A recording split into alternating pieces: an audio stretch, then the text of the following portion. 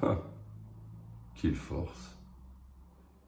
Oh, vous avez sûrement entendu parler de Kill Force. Oui, on en parle. Les livres en parlent. On décrit bien des choses. Des paysages grandioses, une lumière qui parfois peine un peu à traverser les nuages. Des montagnes splendides. C'est surtout ça que je retiens. Oui, les montagnes, celles où je suis né, celles qui finalement ont justifié tous les sacrifices, tous les efforts, toute l'aventure. C'est de tout cela que je voudrais vous parler aujourd'hui. Qui suis-je? Oh, moi, simplement Tauren. Appelez-moi Tauren. Pour en savoir un peu plus, je peux vous montrer ce que j'étais et d'où je viens. Ce que je suis aujourd'hui, c'est un vieux nain. Mais à l'époque, j'étais quand même plus fringant, plus passionné. J'étais entré à l'armée relativement jeune pour une double raison.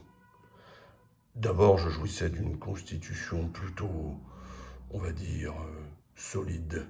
Bien sûr, chez les nains, c'est un trait de caractère, mais pour ma part, j'avoue que je m'amusais plus à manier ma hache qu'à farfouiner dans des livres.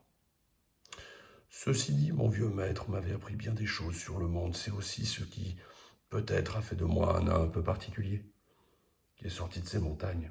Quoi qu'il en soit, j'ai voulu profiter de mes talents, de mon opiniâtreté, pour rentrer dans l'armée. Pourquoi l'armée? C'est pas spécialement que j'aime la discipline, c'est pas ça. C'est plutôt que, voyez-vous, quand on est nain, on est habitué à un certain confort matériel, et l'or abonde dans les montagnes. Malheureusement, les occupations étaient devenues difficiles à assurer à la porte des rois, le lieu qui m'a vu naître, le lieu d'où je vous parle aujourd'hui, reclus dans les cavernes de ma montagne chérie. Enfin, je vous parle du temps d'avant, donc restons là-dessus. Eh bien, oui, je suis rentré à l'armée, car à l'armée, au moins, on peut y trouver un peu de subsistance. J'avais aucun talent pour être forgeron, peu d'intérêt pour la science, la magie, les livres. Finalement, pas très doué de mes 10 doigts, à part quand il s'agissait de tenir ma plus fidèle compagnon, ma hache à deux mains. Donc, soldat, je devins assez jeune, et finalement plutôt talentueux. Mais pourquoi ai-je quitté la porte des rois? Ah ça, cette malédiction qui a entouré Kill Force a forgé mon histoire.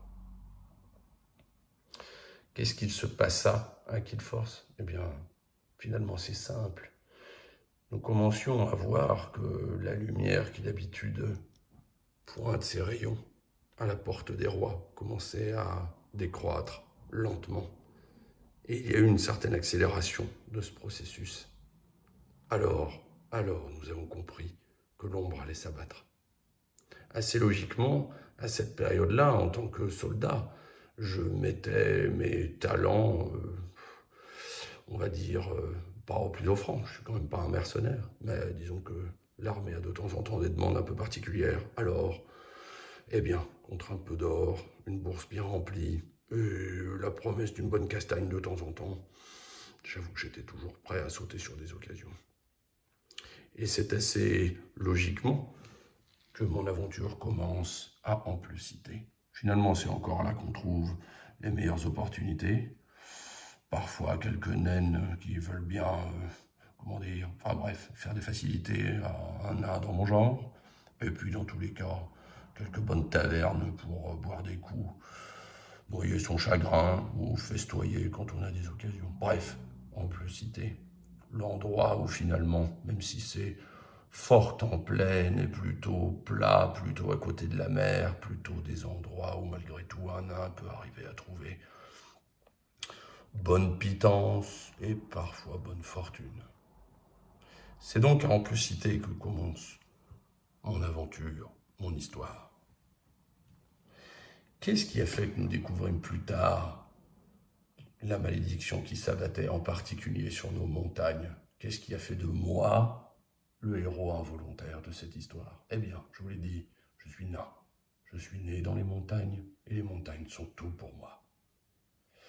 Et c'est donc assez logiquement qu'il fallait que quelqu'un s'élève, un nain, contre le marquis de Souffrance. Le marquis de Souffrance qui, depuis son lieu maudit des canyons du magma, essayait de corrompre Killforce tout entier.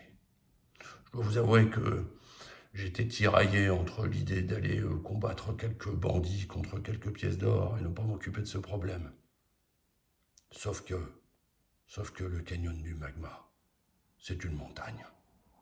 Et les montagnes sont aux nains, pas aux démons, fussent-ils anciens, fussent-ils marquis, fussent-ils de souffrance. Les adages disent qu'il n'y a pas de héros à Killforce. Oh oui, je confirme. Non, il n'y en a pas. Il n'y en a plus. Y en a-t-il jamais eu d'ailleurs? Je ne sais pas. J'ai pas assez lu de livres là-dessus. Il faudrait demander aux vieux. Eux doivent savoir. Ce que je sais, c'est que de temps en temps, quelqu'un doit se lever. Et dans cette histoire, ce quelqu'un, c'était moi, Tauren. La première étape de mon histoire, si je puis dire, si je dois reprendre le fil de tous ces événements, eh bien, je dois d'abord vous parler de la forteresse, puisque finalement, c'est là que convergèrent tous nos efforts, avant même de commencer à parler du marquis de Souffrance et de toutes les abominations qu'il nous a fait vivre. Oui, parce que, et oui, c'est ça, les forces du mal se sont rassemblées dans un château protégé par de hautes montagnes, les montagnes, encore elles. Et ces forces du mal font des razzias sur les villages avoisinants. Une créature monstrueuse, sentant la faiblesse humaine, attaque notre foyer. Nous devions alors montrer à notre peuple qu'un nouveau protecteur était venu, puis porter le combat chez l'ennemi.